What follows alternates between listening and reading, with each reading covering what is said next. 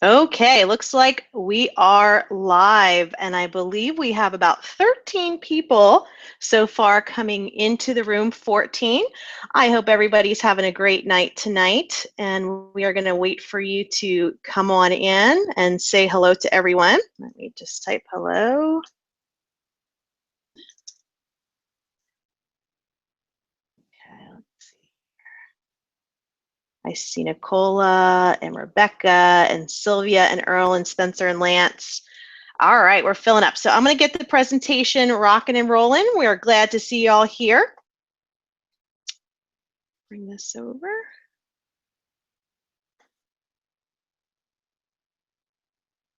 Okay, so I did have a poll set up for tonight, and it looks like several of you are, well, it looks like 50-50, so it looks like you found that poll pretty easily. So the question is out there, did you access the resources that were emailed to you about 30 minutes ago? So Christine Barbieri and myself, Allison Draka, mostly Christine, she's shared a bunch of resources that she's been using, and she's going to explain shortly how she's used them. But we thought it would be handy for you to have access to those things, especially like the PowerPoint, because she's going to be going through those, and there's a note section. If you download it, I believe once you open the information up in Google Drive, in the upper right-hand corner, you should see that down arrow to download it so that you can get your own copy of that PowerPoint. And you can take some notes as we go through the different sections that she's going to be addressing.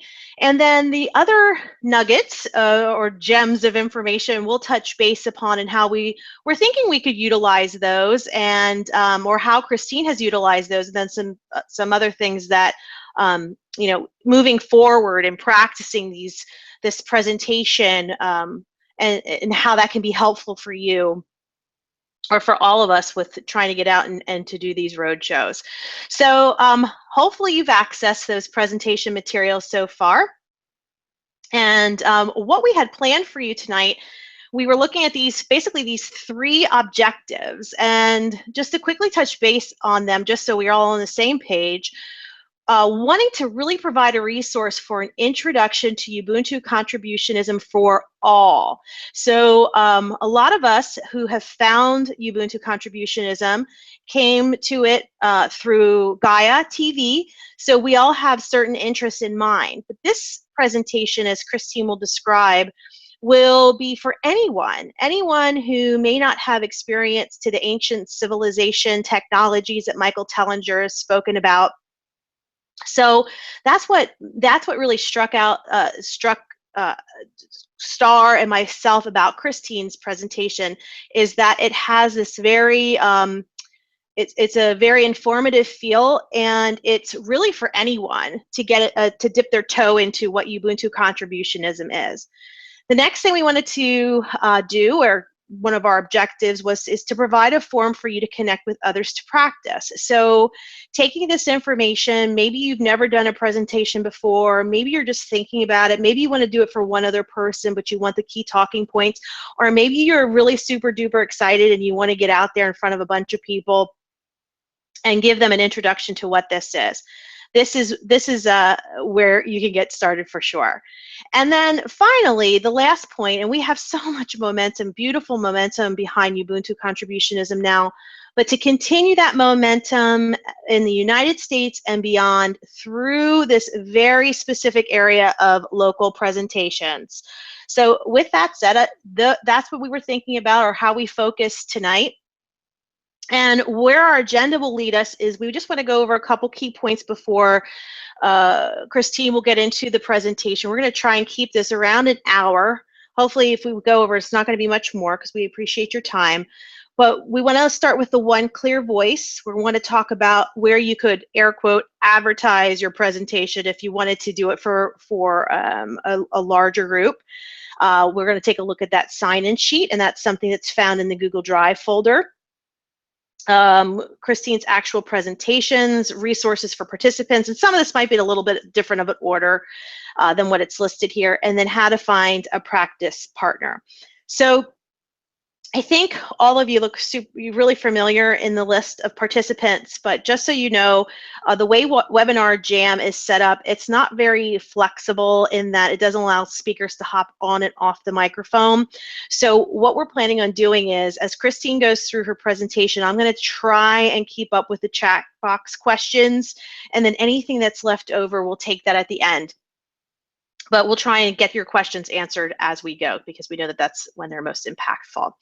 So by starting with one clear voice messaging, this is something that we mention all the time in our collaboration meetings.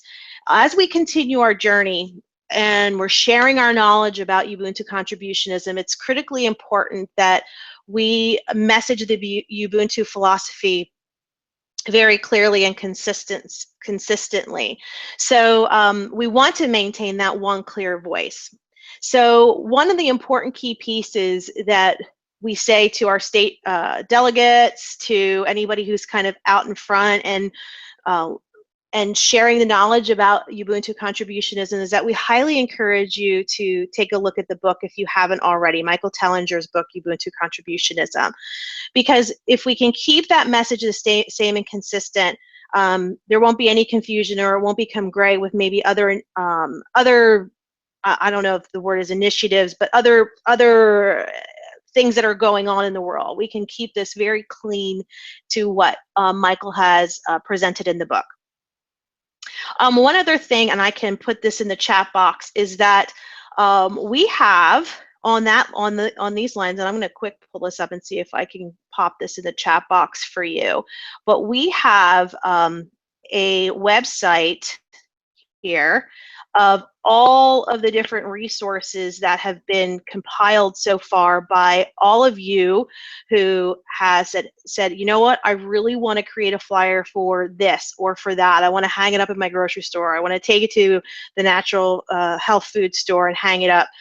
This link that I popped in the chat has all of the resources that have gone through Jeff Henry's hands, who the font colors, the consistent, and or the font type consistent, the font colors consistent, and they're all of the resources that have been collected so far. And you'll also find Christine's presentation there too, same one that's in that file folder, that drive folder. And again, the reason why we're doing this is, well, twofold. One, to keep the clear voice messaging throughout, and two, make things available as we get a hold of them, so you don't have to reinvent the wheel and start from scratch. So I think if you haven't taken a look at these resources and you're really interested in doing the presentations, it's going to be really helpful for you to get started. So in taking a look at some possible places where you could advertise, I'm not sure, and you can type in the chat if this is something that you've seen before, but if you are a Ubuntu Planet member, that global social media area, how many of you have seen on the right-hand side of different circles the events area? And I've highlighted it here in the red box. How many have noticed that? Just type in the chat if you have.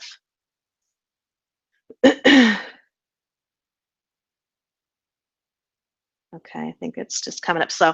So this box, when you click on it, thanks Sylvia, when you click on it, it actually opens up to this box, okay? So where it says more events, if you click on that, you will actually get to a box that says add an event, and then you can create new event. So this is a place, like, let's say, and I know Christine has done this for her presentations, this is where you could share with your state circle that you would be doing a presentation, and it asks you questions, the basic questions of where, when, you know, that type of thing.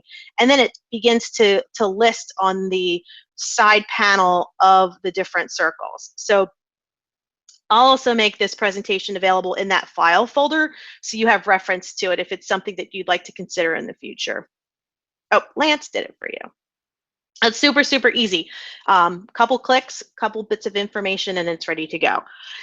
A couple other places that we thought would be helpful, or just some ideas, but I want you to be thinking about this too, and maybe type some of your suggestions in the chat box, is if you were looking to, again, I didn't like the word, really care for the word advertise, but you're getting the gist of what I mean. If you wanted to put it out that you were going to be doing a presentation. A couple other places that came to mind was, your local Facebook page. You can even use our Ubuntu Facebook pages as well. We'd be happy to post that you were doing a presentation out there.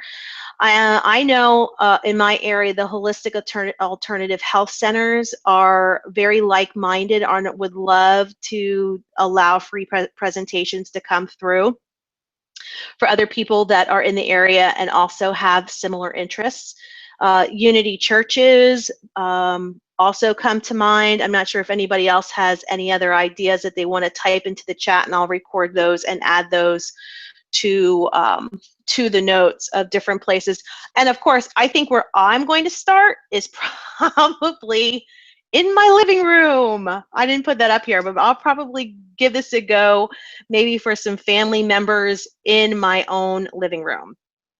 So I'll be sure to add that. Okay. And if you type anything in, I'll make sure I grab it. Okay, so just keeping in mind that when you do provide an announcement of any kind for advertising, you want to make sure that you include things like who is doing the presenting. Maybe you're co-presenting with another a member of Ubuntu Contributionism, putting your name down, where that presentation is occurring, the date, the time, what is Ubuntu without getting into too great detail. Just for the flyer, I'm thinking, just that kind of hook that's gonna, maybe I don't know what this is, but maybe I want to find out more. And I put a little paragraph here. This isn't the only thing you can use. Again, that resource area at ubuntuplanetusa.com has a lot of catchy bits from the book that you might want to use to just kind of wet the whistle of the person who's reading a flyer or the announcement on your Facebook page. Oh, local libraries. Yeah, I think that's fantastic too. Citizens Association and Neighborhood Watch Me. That's great. Okay, so just to kind of, again, I'm not going to spend a whole lot of time on these things unless you have questions. We're going to make these resources available to you so that you can think about them. And this is going to be an ongoing conversation starting tonight. We're going to evolve this and support one another on this journey. So wanted to share some pictures just to kind of give you an idea of how Christine has set up her presentation, and she'll go into more about where the location is. But I know so far that Christine has done 2 presentations and she's already scheduled her 3rd. So, and although she's had 2, the attendance has grown, similar to what we're seeing in our collaboration meetings for the United States, similar to the number of readers for our newsletters, to our Facebook page, to Ubuntu Planet.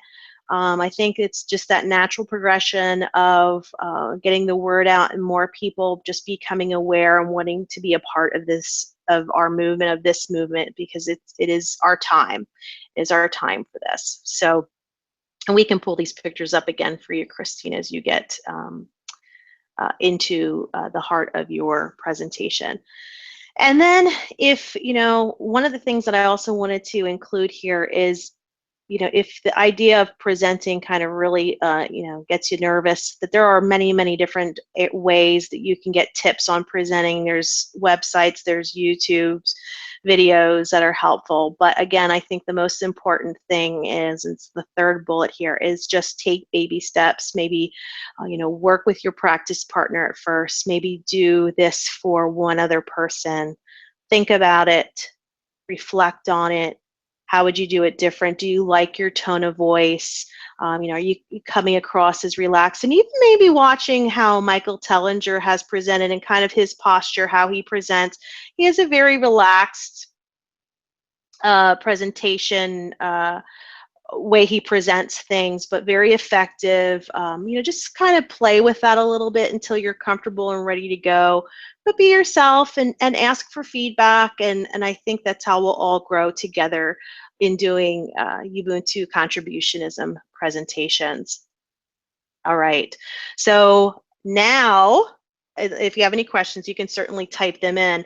I am going to be switching over to Christine. She's going to be pulling up the PowerPoint. So if you have that handy, you might want to kind of keep that open so you can jot some notes in the lower part of the PowerPoint presentation. So just to quickly introduce Christine, she is a implementation specialist. Her area is, well, she has multiple areas, I'd say, but she is really the one out of the gate implementing the presentation that she's going to that she put together and is going to share for you tonight.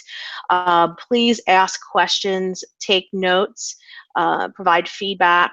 I know we talked about this, I believe, after her first session, and you know, I think every time she does it, every time we're out and doing these presentations, we're going to learn and grow from them, and maybe make subtle changes, or say, you know, the next time I think I'm going to do this or that. So I think what'll be fun is that Christine's going to share some of those things, some of her experiences with you. Well, I think that's enough from me. I want to pass it over to Christine. I just want to say thank you so much, Christine, for one, taking the time to put this together, because I know it wasn't a small feat at all, and two, for sharing it with us tonight. So I'm going to turn things over to you. Thanks, Christine. Okay, I trust that, okay, so I trust that everyone can see and hear me. Wow, this is exciting, and thank you, Allison, for suggesting this. I'm sort of in my own bubble just doing it, and it's wonderful to be able to share it. So yeah, I'll just start from the beginning. How did I even start doing this? And I basically thought about doing it even before there was an Ubuntu USA. Okay, I've been following Michael on YouTube for like, I don't know, 2-3 years. And of course, he always says, you know, get the word out, get the word out. And I give presentations at work sometimes. So that's the only reason why I thought, oh, I could give a PowerPoint presentation, because it's something that I'm used to doing. I don't do it often, but I've done it enough that I'm fairly comfortable with it. Yeah, it is being recorded. So for me, what started me off really, though, is the venue, because I think, and Allison talked about these, I think the hardest parts about giving a presentation, in addition to actually giving it, is figuring out where you're going to give it, and then the advertising. And I had gone to actually an activism workshop like last year, and I found out about a venue in Baltimore. I live in Maryland, between Baltimore and DC. And so there was this venue I found out called the Baltimore Free School. And it is literally this room inside of a coffee shop called Red Emma's, which it's a very Ubuntu-like philosophy they have. It's their meeting room. People are allowed to teach anything they want, and people are allowed to learn anything that's being taught for free. And they have a website, and you can schedule it through the website. You have to get approval the first time, so they sort of know what people are talking about. They want it to be aligned with their principles. And so once I knew about that, like, that was the hardest part. Like, okay, great, I have a venue. I felt that I had a venue. So so once I found out about that, then I said, you know what, I'm going to make a PowerPoint presentation, because I do it at work sometimes. And I just did it slowly. I did it over the course of the winter, you know, with the thought, okay, when it's done, I'll present it in the spring. And I did, and went through a few iterations, of course. And I'll share it later, and we'll go through the slides. But as Allison sort of mentioned, when I made it, I wanted it to be very concise, very terse. You know, I could have easily just showed Michael's video, right? But I wanted to make something that I created so that I would be emotionally attached to it, you know. And there were some things in his presentations I wasn't going to really talk about, like ancient astronauts and the Federal Reserve and capitalism is horrible and all that, although I agree, but not for an Ubuntu 101, not for Ubuntu 1, okay? My presentation, as you see, starts with are you happy with the way the world is? And it's all about the money and getting off the money. And another one of the reasons that I wanted to write it is because when I was reading Michael's book, and of course at first I was just listening to his videos, but then I actually did buy the book and I read it, and it's a very good book. I really did have an epiphany, because I, like a lot of people, really thought it's not the money that's bad, it's just what you do with it. But reading his book, I realized, no, it really is the money. And it's because it's an artificial framework, and I go through that in my presentation. So I think because I had this sort of epiphany, I really wanted to, that was the key for me. And so that's really what it's centered around, is we just have to get off of money. It's with nothing else. And that can be for maybe another Ubuntu presentation. But as Allison said, I just wanted it to be very, very concise and very clear. So it's very flexible and very portable. It doesn't alienate anyone. That was the big thing. I'm figuring, oh, if I start talking Sumerian text and all this, I'm just going to alienate anyone who doesn't believe in that. And you don't need to believe in any of it. You don't need to believe, all you need to agree with is that we'd be better off without money in the world. So, so my first presentation was in June. Oh, and by the way, the presentation, as I give it, actually it's only about a half an hour. I was a little bit surprised. I thought it would be longer, but it depends on how much you embellish and things like that. So the presentation is sort of a half an hour, and then maybe another half an hour for questions. I usually book the room for 2 hours, just to make sure I have more than enough time. But the first time that I did it was in June, and Lance was with me. Lance is our Maryland State delegate. He was with me, and he was videotaping it. And so was Angela, a member of our Maryland circle, and so was my boyfriend who was helping out. And we had 2 people that showed up. One was from the Maryland circle, and as Allison mentioned, we do post these events on the Maryland circle, also on Facebook. As far as advertising, I do think that that's probably where we're a little lacking. We do, like I said, the Ubuntu sites. The Baltimore Free School has their own. Oh, it's a different Lance? You're not Lance Williams? Oh, okay, different Lance.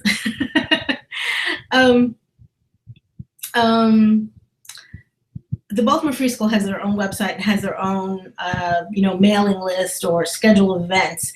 And actually, the second presentation, 2 ladies came that saw it on there. And that's who I wanted to get. I wanted to get the local people that didn't know about Ubuntu. In the first presentation, one of the fellows that came, he literally was walking by. And that's a beautiful thing about where I'm giving it. It's this coffee shop, vegan restaurant with a bookstore. And it's the room sort of en route to the restroom. So people walk by and they look in when I'm setting up, and they're curious. And that's how we sort of, get them in. And but that's who I want. Matter of fact, that fellow who came to the first one, just walking by, signed up under the Maryland Circle. So,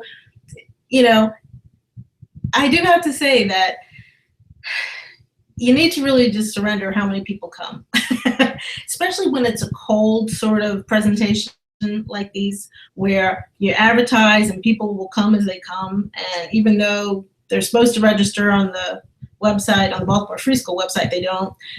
And I just think whoever is supposed to be there will be. And as Allison pointed out, it was like 2 people the first time, it was 4 people the second time, because I invited 2 of my friends. So it was still just 2 new people, but that's okay. If I even just talk to one new person, I'm happy. That's okay with me. And even if I go up there and no one comes, that wouldn't be fun, but I'll sit and have a cup of coffee and just know that, okay, you still just do it. Let's see, so what else do I want to say? I think I want to say something about technology. Well, I'm thinking of other experiences to share. And the technology is that, just so you sort of know, okay, so I created it on a Mac. Okay, so I know, but I give the presentation on a Windows laptop, and I notice that the colors do not transfer well between the Mac PowerPoint and the PC. Oh, there's thunder. Yeah, we have a storm. I hope the electricity holds out. So I just want to point that out. So the colors I chose were sort of warm and nice, and then they were really washed out when I saw it on the laptop. But I just wanted to mention that for people. Also, and I have a link if anybody wants it, or folks can email me. This has been my little saving grace. And I'm going to put up to my camera. It is a little projector. It is a Philips Pico Pix. A Philips Pico Pix. Look at this. It's adorable. It is the most adorable little projector. And it comes with 2 USBs and an HDMI. This saved the day. And I bought it because I suspected that the Baltimore Free School may or may not have a projector.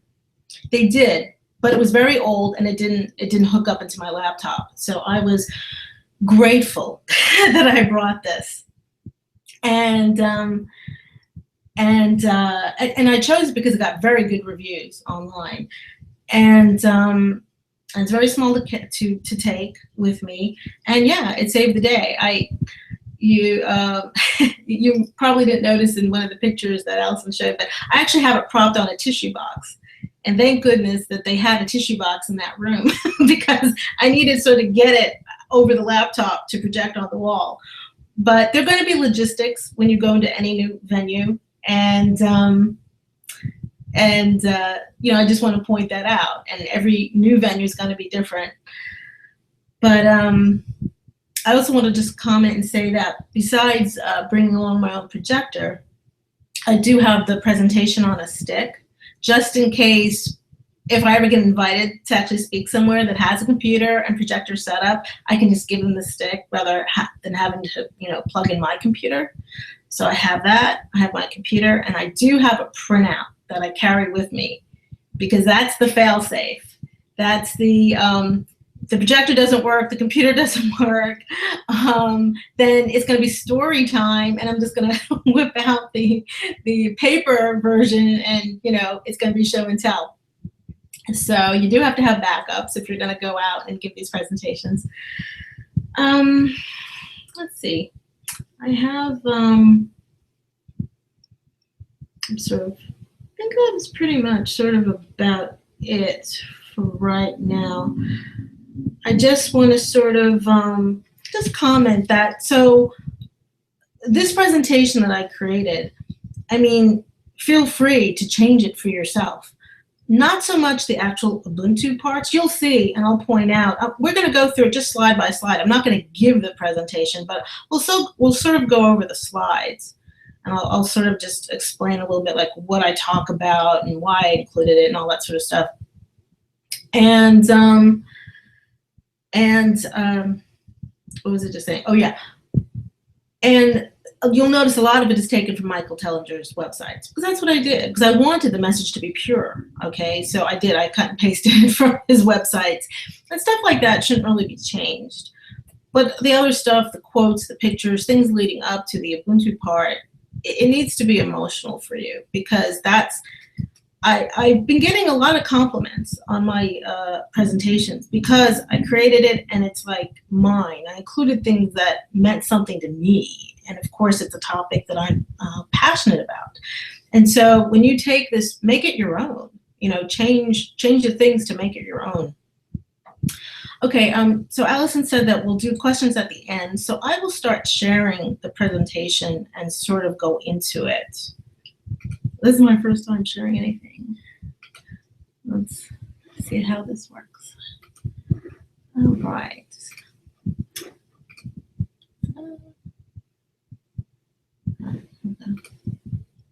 Okay, and it's so funny because I can't see the share screen if I'm looking at the actual presentation, so I'll just look at my presentation.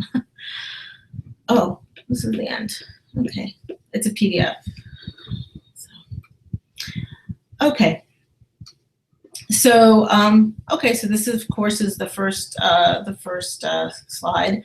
And, you know, this is what I called it, Ubuntu Contributionism, a new non-economic paradigm, but feel free to change the name to whatever you like. I wanted something catchy with the word paradigm in it. So I start the presentation with one question, and that is, are you happy with the way the world is now? And the reason why I do that is because I do want to get the audience involved, and I have gotten compliments on this, on trying to make it interactive, at least a little bit. And also, I think this is really the crux. This is it. This is all you need. You don't need ancient astronauts and Federal Reserve and Illuminati and everything. This is all you need. Are you happy the way the world is now? And I ask, and I've had very small groups, so I can ask everybody in the audience, you know, if it's a big group, you know, you people raise their hand or something. But so this is how I start. I'm just going to sort of comment here. At my last presentation, as I mentioned, I invited some friends, and my girlfriend was like the biggest heckler. The new people don't say anything. My friend is like interrupting me, okay, every 2 seconds with comments, not even questions, just comments. And she didn't like the question. She goes, no, really the question should be, why don't we like the world? And I just knew that would derail my presentation into a complaining festival, right? And so I just want to make that point. If you have people in the audience, you know, asking a lot of questions, the question should be at the end, or making comments, you have to keep the focus. You have to keep the focus and don't let them derail you. And I basically told her, I think I'm gonna hit upon what you're thinking of in my presentation, and if I don't, please ask at the end. So I just wanted to point that out. So my second slide is this, and South African Bush community. Actually, I did go out to South Africa in March with my boyfriend, and we took Michael Tellinger's Sacred Sites tour, which I highly recommend. And one of the reasons why I did was because I did want to check out the Ubuntu village. I wanted to see how he was doing with that. And one of the places we went to was a bush community. I think this is a nice slide. I mean, you can always change it again. If you've been someplace that you want to replace it with, you know, of course. But it was just to point out how some people live in the world, and how a lot of people live in very poor and dire conditions. And, you know, I showed some of the, you know, shacks that they live in. You know, these are some of the kids who were delightful. But, you know, you can get a sense of how they live with the house in the background, and maybe if they're wearing shoes or not. And I talk about how the bush community is displaced, how they used to live off the land. When the mining companies came in, they employed them. But then, you know, so generations after generations, they lost the ability to work on the land. The mining companies dried up, you know, and let people go. And now they're poor. They have no jobs, and they really are a displaced community. So that's my first one. Now, my second slide is, of course, Baltimore, because that's where I give the presentations. Obviously, you know, you can change this to wherever you're giving your presentation. But it's basically to show that, you know, Africa isn't the only place that we have really poor communities. And it could be an inner city, it can be a rural community, it could be a small town where the industry is dried up. And it's the exact same thing, honestly, in Baltimore that happened in South Africa. You know, of course, Baltimore is a port city. It had a wonderful bustling economy and factories and all sorts of things. At some point, they closed, they moved, whatever. The people don't necessarily have money to move, and so they stay, and there are no jobs. So that's basically bringing it home, bringing the fact that there's poverty here home. Oops, okay. So now I start talking about money, and these next two slides I'm not going to go over, because you'll notice that this is literally from Michael Tellinger's website. It's the points that he brings up, and I just sort of say, and I don't go into explaining them either. You know, he just sort of says them, and I just say, I'm going to make some statements about money for you to reflect on. Okay, so that's the first view, and then here's the second view. Okay, so obviously I'm setting it up that money is bad. Now this part is me. This is sort of the epiphany I had, and this is me. You know, why is money bad? It's an artificial framework. It comes between people and the resources they need to survive, but yet no one needs money to survive. And I actually do. I don't just read them off, but I actually sort of talk about them more or make a little story or example. You know, like I say, think deserted island. Well, I say, yeah, so if you're on a deserted island, what do you need? Well, you know, fresh water and food and clothing and shelter, but you don't need money. You know, I sort of make a little story. In any community, there are people willing and able to work, yet sources of money, i.e. businesses, may not be available. What I do then is I have a picture of the Baltimore couple again, and I actually make a story. I actually say, okay, this is a stock photo. I don't know these people, so we're just gonna make up something. And I basically say, you know, they look healthy, they look like they are capable of working, maybe they don't have jobs, or maybe the only job there is like McDonald's. You know, so, you know, telling the story to sort of highlight there are people willing and able to work, yet the sources of money might not be available. Because, you know, you're only as good as the jobs that are available in your community, right? And then as I go to the next slide, I keep on going back to the Baltimore. Maybe not the picture, or maybe I do. And I just embellish the story. You know, if jobs are available, they often do not match the talents and interests of the people. So I sort of make up this story that she really wants to write a mystery novel, but she, you know, doesn't have the money to publish it. And he makes the finest batch of, like, you know, Cajun chili you've ever tasted, and he would love to open up a restaurant, but he doesn't have the money. You know, just to point out that, okay, so the only job in town, we'll say, is McDonald's, yet these people have higher aspirations and passions that they want to do that don't align with the jobs that are available. I'm sorry, I just wanted to comment. The little, what I say about money is an artificial framework, an intermediary that comes between people and resources that they need to survive, is a lot of times I say, you might work on a farm, you still have to pay for your food. Or you might, you know, work in a dress shop, you still have to pay for dresses. It's this artificial thing that's inserted. You know, we used to just live off the land, but now you can't just do that. You need this thing called money to actually get the things that you need to survive. Right. The need for money puts a barrier between people's desire to pursue their passions and the means for survival, i.e. starving artists. Yeah, and I say, yeah, so if people choose to actually go with their passion rather than work at McDonald's, yeah, you've heard the term starving artist. You know, if they're an artist or a musician, you know, yeah, because they're trying to live their passion, yet you don't really make a lot of money doing that unless you're really excellent at it.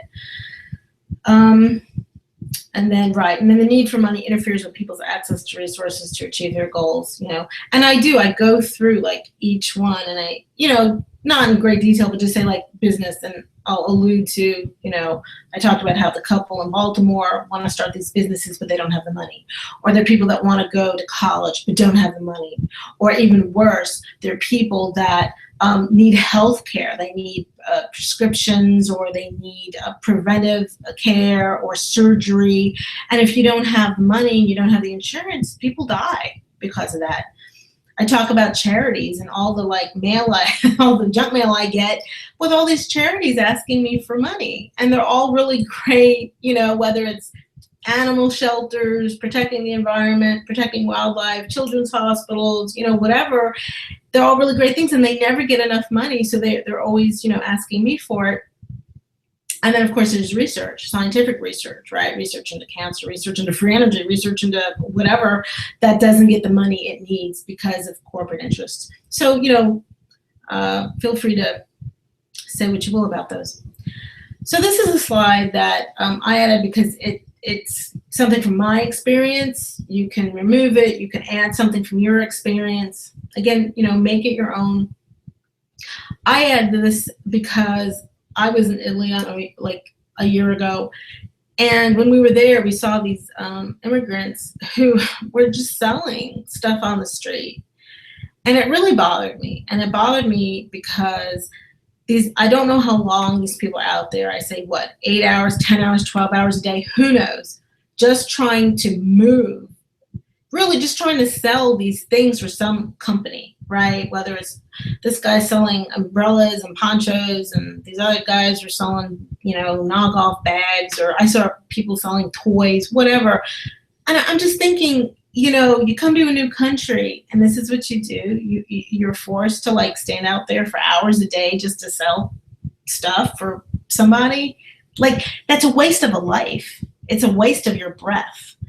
That's why I include this, because I get a little riled up thinking about it. Again, replace with whatever is meaningful to you. And then this one, even if you have a job, and I tell people, this is me knocking my head on my computer because I'm a computer programmer. It is not natural for people to do anything for 8 hours a day to earn a living. And that's just true. And I sort of go into how, people say that we should, eat healthy and prepare our own meals and exercise and sleep 8 hours a night and spend time with our family and spend time with friends and meditate and all this. And nobody ever, ever, ever, ever talks about reducing the workday, ever. Okay, the workday is only 8 hours because it used to be 12 hours, right? Back in the turn of the 20th century, and nobody talks about it. And that, to me, is the elephant in the room. How it is just unnatural to work for 8 hours a day. Okay, so I'm basically making the point that if you don't have money, that's really terrible, because then you don't have the means to survive. But even if you do have a job and you're earning money, it's still not good, because you're basically forced to do something you may or may not like for 8 hours a day.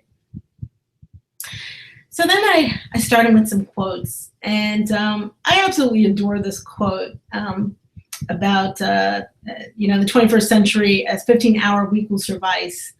And just so you know, I actually do read these. And the reason why I read them, and I have a few of them, is because I've been at presentations where there would be some cartoon or a quote, and the person didn't read them. And I'm in the back, I can't see, I don't have my glasses, I can't see. So I read them. My presentation isn't that long that I can't read them. So I do, to make sure that everybody can hear them. The thing that I particularly love about this quote is from John Keynes, okay? He is the father of modern economics. So that's what I adore about this quote, is that you have an economist telling us that by now we should have a 15-hour work week. And how many hours is an Ubuntu work week? Well, it's 15 hours plus 3 to a community project. So that's setting us up. And then this is another quote, which I like. It's by Buckminster Fuller, which is cool. And I'm not going to read it, but it's very Ubuntu. The true business of people should be to go back to school and think about whatever it was they were thinking about before somebody came along and told them that they had to earn a living. I just love that, because that's all about Ubuntu. It's about doing what you actually want to do, not what just jobs are in your area. Obviously, these are quotes I included because I found them and I like them. If they don't resonate with you, you remove them, put in your own, you put in what you like.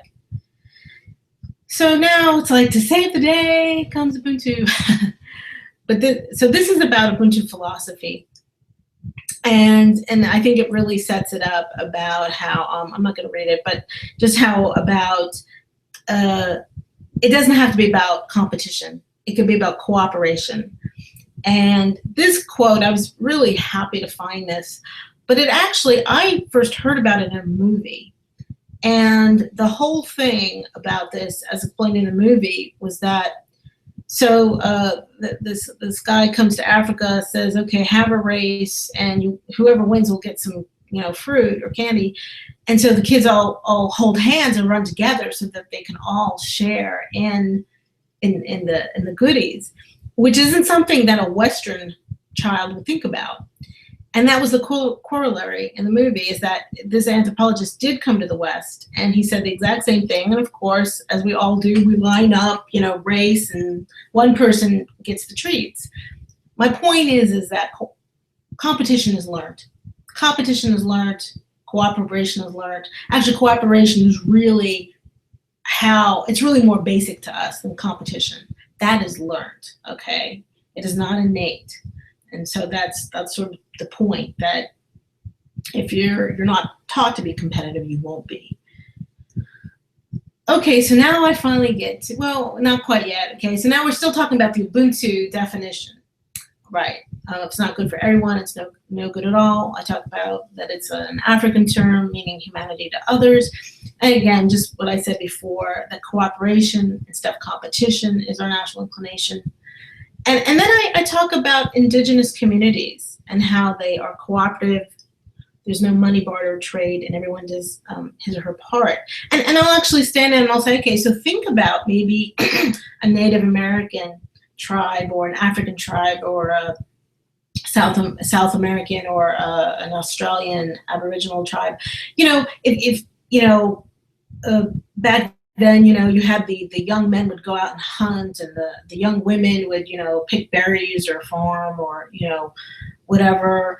And then you had maybe the older folks would watch the kids, and you had your medicine woman and your shaman, and everyone had their part. And then when the hunters came back, everyone shared in the meat. And the ladies, they would, with the berries that they picked or whatever, everyone would share. Okay, everyone would share. There was no money exchange. Everyone did their part in their community, and they all shared. This is native to us. This is how we should continue to be living. Okay, so now I'm getting to the actual Ubuntu Contributionism, and this is right out of Michael Tellinger. Okay, no money, no barter, no trade, no value attached. And in this slide, I actually oh, that's interesting. Is that really highlighted? I actually talk about how important it is to have no barter, because most people are going to think, oh, well, no money, so then you go back to bartering. No. And I actually give an example, and I say, you don't want to have barter and trade, because then you're going to set yourself up again for an inequality. And I give an example. I say, let's say I'm an artist and I'm hungry and I want a loaf of bread. So I go to the baker and I say, hey, I made this beautiful picture of you. Please give me a loaf of bread. And he goes, I don't like your artwork. I don't like your style. I don't need a picture. No. So there you go. There with the barter. If you don't have anything to trade, you don't get. So that's not really any better than not having any money. Okay, so it's important. I think it's important to point it out. Okay, so this is something that I actually sort of made. This is I know Triggery was asking about, what's the 30-second, what do you say if you only have 30 seconds to talk to someone? I sort of say, after it's getting the world off of money, that's sort of like a cooperative. You basically contribute your time and you get. Okay, yeah, the elevator pitch. Yeah, you contribute and you get. So here it's just what is it? It's sort of like a cooperative. You contribute 3 hours a week. You get everything free. And I actually do go into an example of this. I go into, I say, okay, let's say you live in an Ubuntu community, and we'll say there's a farm, because that's probably how most of them are going to start, around a farm. And I say you work on the farm 3 hours a week, and you get a head of lettuce, every week. And then I said, and then maybe another community project starts, and it's a bakery. So for the same 3 hours a week that you're working on the farm, you now get your head of lettuce plus a loaf of bread every week. So that's how I start. I give examples. I try to give examples to so people have something concrete to grasp onto rather than just these lofty ideas. And by giving them the example, okay, so it establishes a society where people's needs and desires are met without money, right? Because now you're getting your lettuce and your loaf of bread, really for your 3 hours a week. And also, I make the point that instills a sense of cooperation and not dependency, because you have to give your 3 hours a week, and if you don't, then okay, then you don't get. It's really as simple as that. And and we know that there are going to be people, Michael mentions in his book, that there are going to be people that just don't want to be bothered with it and they want to live on their own, and that's fine. That's totally fine. Okay, and then I sort of say what Ubuntu contribution is not. Well, it's not communism, right? An economic system where the government owns everything. And it's also not an isolated, self-sustaining commune. It's really meant to use the structure in place, and it's meant to spread as a worldwide paradigm. Okay, and I don't really say much more about that. I just sort of leave that. Okay, this is again one of my favorite slides. Right, Star Trek Society. We work to better ourselves and the rest of humanity. I include this slide because for two reasons. One, to point out that this isn't really a new idea. Okay, Gene Roddenberry obviously had it, and he wasn't the first one either. I mean, there have been plenty of people who've had the idea of a society without money. The second thing I point out is that I'm going to live in the Ubuntu community that builds starships. Because when people think about a community, an intentional community or something like that, a community about money, they think about, of course, working on the farm and, windmills and really a simpler life. And I'm sure that there will be plenty of communities like that because they'll be individual. But we are not about having to give away your technology if you don't want to. We want to keep our cell phones, we want to keep our computers, we want to keep, whatever. Personally, I would love to get rid of my car and just have teleportation. Obviously we want to have, free energy and things like that. So I really make that point. I stress that this, each community is different, and we love our technology and we want it to be better. And so we do want a Star Trek society is what we want. Okay, so the Ubuntu Basics, I'm not really going to go over these or not really too much, because we really do, this is all out of Michael Tellinger, maybe reworded a little bit, and maybe just a couple taken out, but it's really literally out of Michael Tellinger's, what is it, it's, for the small towns, right? His guidelines for the small towns. And again, I just sort of explain, each bullet, and about the important. Okay, so we know that Vermont is different, but I don't necessarily talk about Vermont unless it comes up. But this is how he does, talk about how it should go. You win the election, and and it's important to win an election to gain authority over the area, and also to make it plain what you're doing. If people know that you want to get off of money and they vote you in, then there's a credibility. Then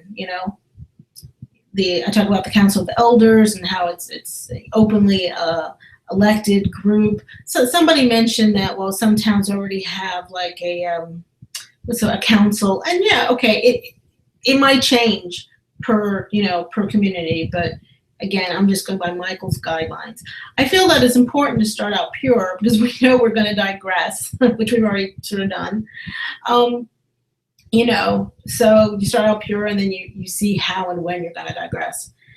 I do point out special interest groups have a voice. Those are the same special interests that the charities that I mentioned before, the animal shelter, the children's hospital, and that these places that are having problems getting their funding now will actually have a voice and get the support that they need.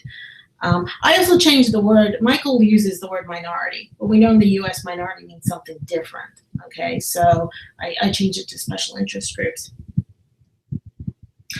Okay, yeah, we talk about our electricity, but I also say if it's not electricity, it just needs to be something very basic that everyone can use. We may or may not have at the moment the capability to give everyone free electricity, but then it will be food or water or something that everyone needs. It won't be an iPhone. It'll be something that communities really need, okay?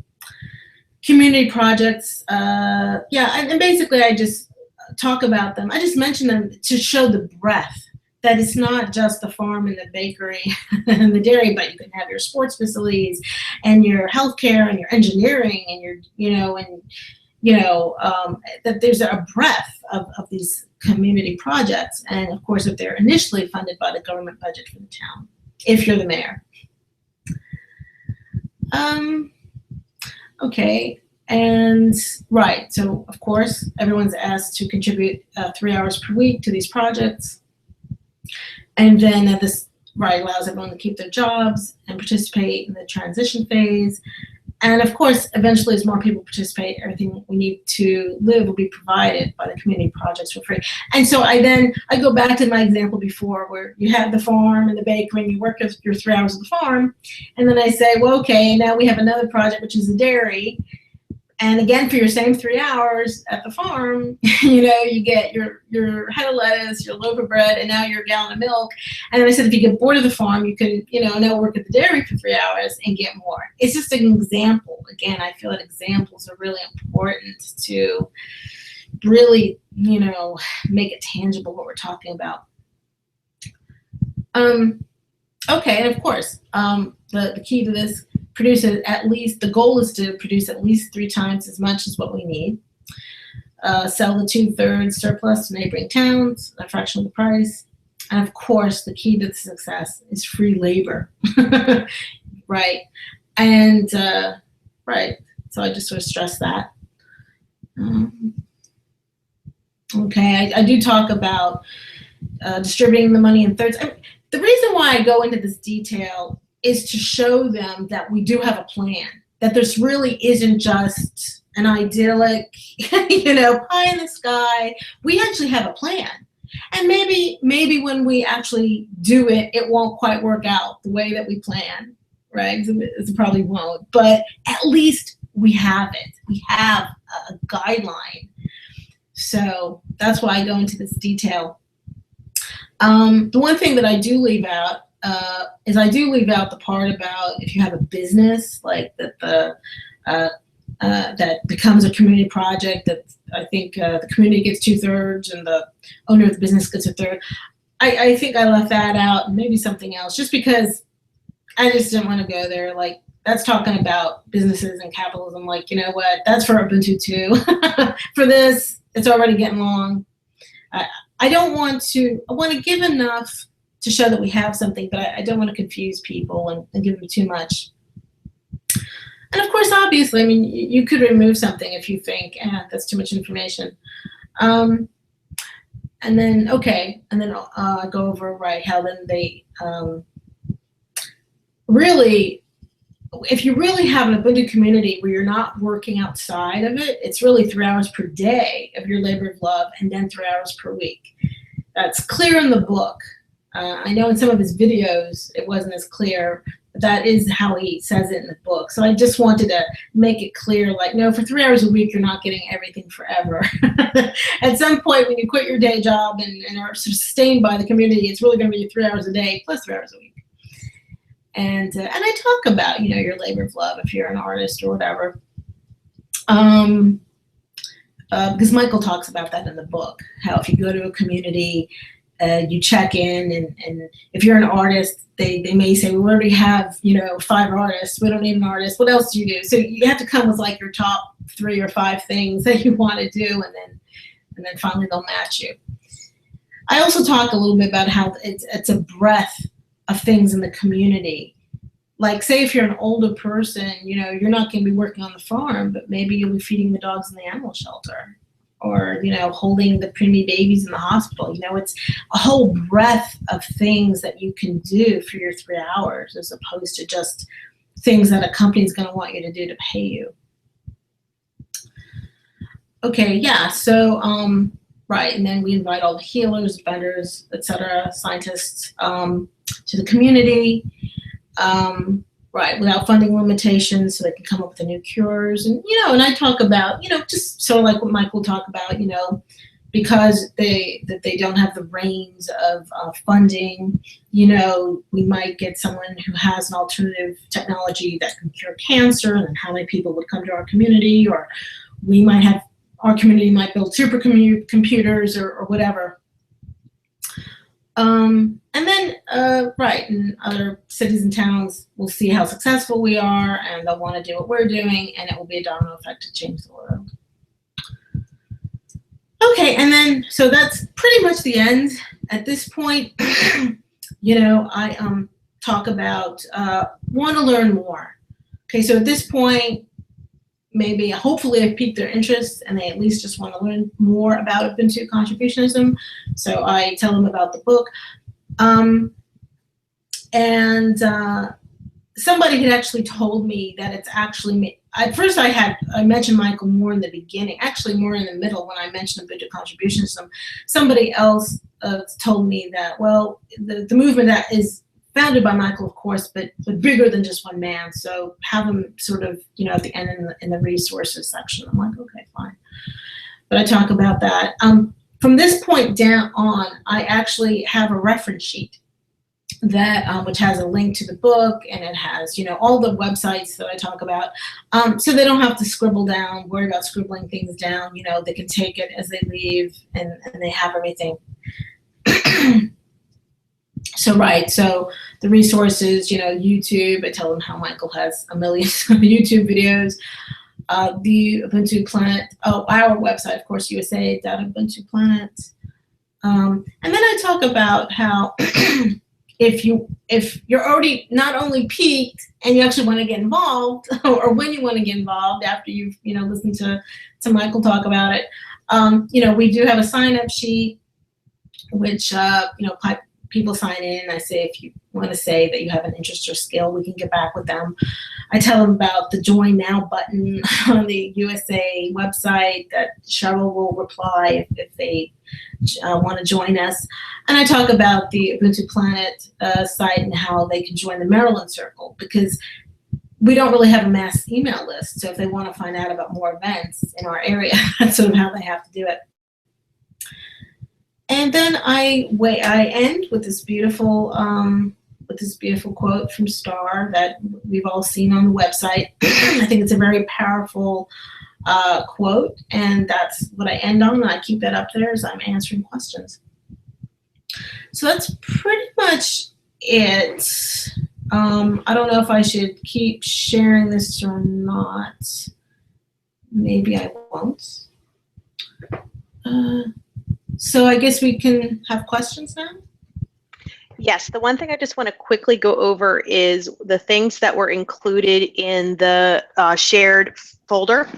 And let me just make sure you can see this. So many of the things Christine just mentioned. So in that Google Drive folder, if you haven't opened it already, there is a copy of the PowerPoint that Christine just went over for you to download and make it your own.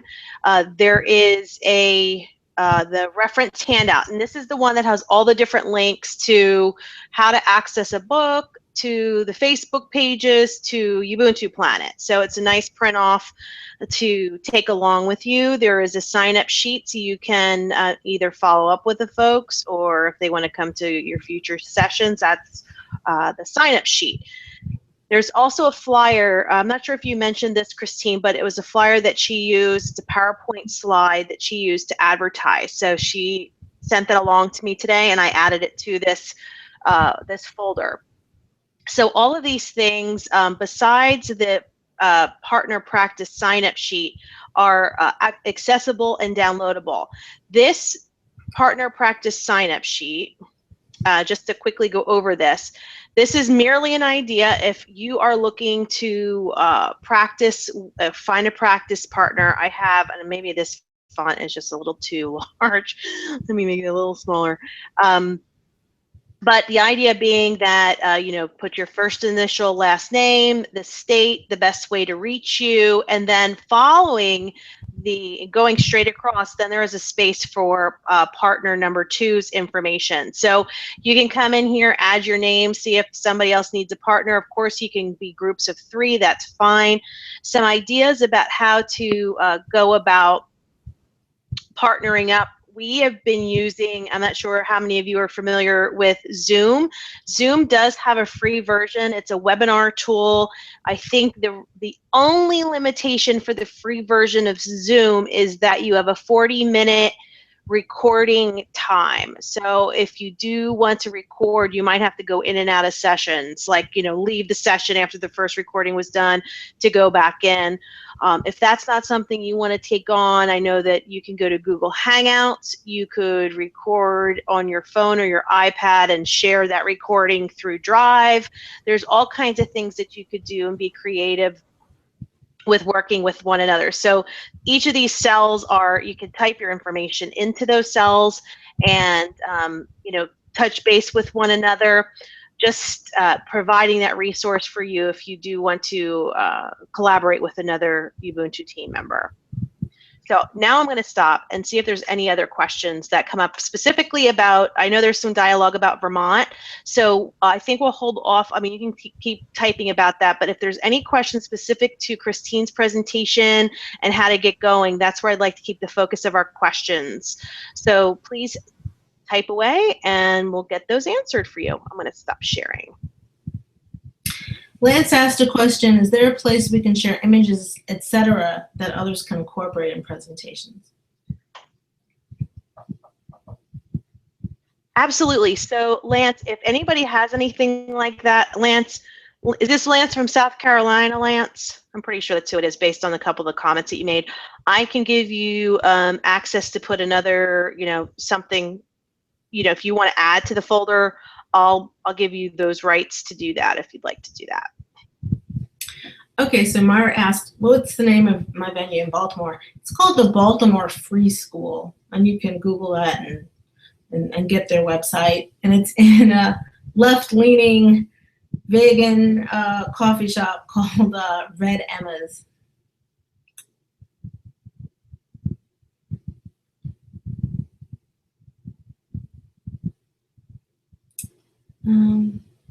Does anyone have an implementation plan?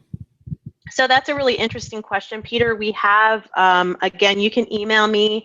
I help to support the folks who are looking at implementation right now. We have different teams on energy and healthcare, and but we do have a checklist of things to begin to consider. We also have a membership document that several folks on the implementation team are taking a look at. So we do have some resources put together. So again, let me put my email in here if you have specific questions about implementation for Vermont.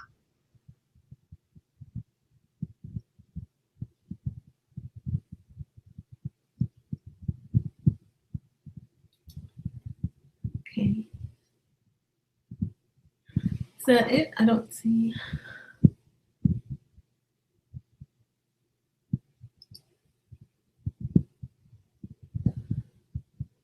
Okay. All right, last call for questions. Thank you so much, Christine. I hope you all found this helpful. I know I could see some of you already typed in those comments for Christine. She really did a lot of the thinking through of what would make this a solid, out of the gate way of sharing Ubuntu contributionism with folks. And if you do have any, I don't know, Christine, if you want to put your email address in there, if you want folks to, anybody wants to follow up, if they have any specific questions to the presentation, you can type them in the chat. Otherwise, we'll do questions. And actually, I have a comment. Okay, go for it. Yeah. Oh, yeah. My email is also on the USA Ubuntu site. Okay, that's my email address. I just want to make a comment also is that we are planning on actually doing online presentations soon. because the feeling is that once Michael Tellinger comes to the U.S. and gets a huge following, that the people are going to want to learn more about Ubuntu contributionism, and not everyone's in Baltimore, so so having an online presentation, however, I don't know, every few months or whenever, that's the way that Star wants to start. So actually, I'm speaking to her on Saturday about that, but I'm just going to throw it out there that I don't need to be the one doing all the online presentations. If people get up to speed and they want to do some, feel free to offer up your your talents. I can't wait for you to get started on those, and for maybe some folks on here to follow your lead. Yeah. So I think that's great. All right, everyone. Thanks again so much for attending tonight. We appreciate your time. We will send you the recording. And like I said, sign up under that partner practice area, or practice with your family. My husband usually is my, I won't call him a guinea pig, but he usually has to, I run things by him. So whatever works for you. And here's the thing. If you do any presentations, even if it's for one other person, please send your pictures to me. I will post them in the newsletter, put them on Facebook. We are just encouraging you, but baby steps, practice, reflect, and for you is perfect. So Myra has a question. Sure. She said, "Are you getting quality questions from your audiences?" Quality. Well, I do have to say that yes, there are questions after the presentation. I don't really honestly remember what they are. I remember the first presentation. Yeah, we all started talking. Oh, I'm going to make this one comment because I sort of forgot. If you're giving a formal presentation like this, it's really nice if you can have somebody from Ubuntu come and support you. Like I've had Lance with me and Angela with me, and it helps, especially with the questions, because I might answer it one way, and then Angela might pipe up with a slightly different perspective, and Lance, being our state delegate, might have a different perspective. It's just nice if you do have that kind of support in your area where you have more than one person. That's always nice. One lady, the second, I don't know, we did talk a little bit about Vermont. We talked, I don't know, about implementation. One lady in the second one, they were two college students. She asked me if it was, I don't even remember the word, like some sort of pure form of socialism or something.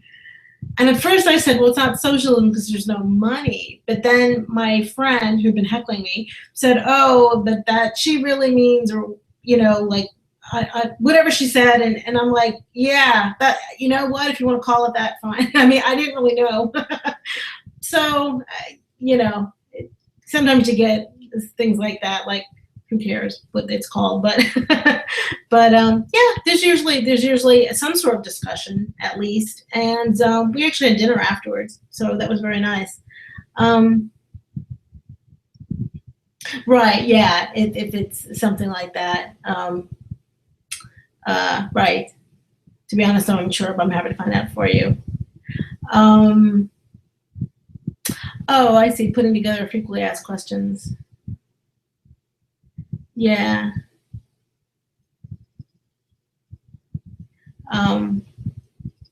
Okay.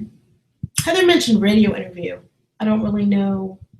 I know Lance Williams was talking about maybe doing a podcast of the presentation or something, but I don't know. We'll just see. Okay. Is that about it?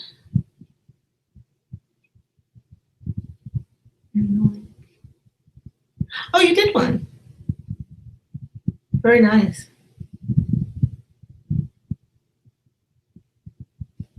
Yeah.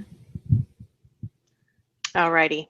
So if you have any follow-up questions, I believe Christine put her email address in the chat, and I think mine's been in there a couple of times. Please follow up with us with your questions. Let us know how it's going, or maybe something comes up as you're getting into practicing. We're here for you, and excited to see this begin to roll out and how it evolves. So again, thanks everyone for coming around tonight. We know it's a late night, especially if you're on the East Coast, but happy you were able to attend. Have a great night, everyone. Take care.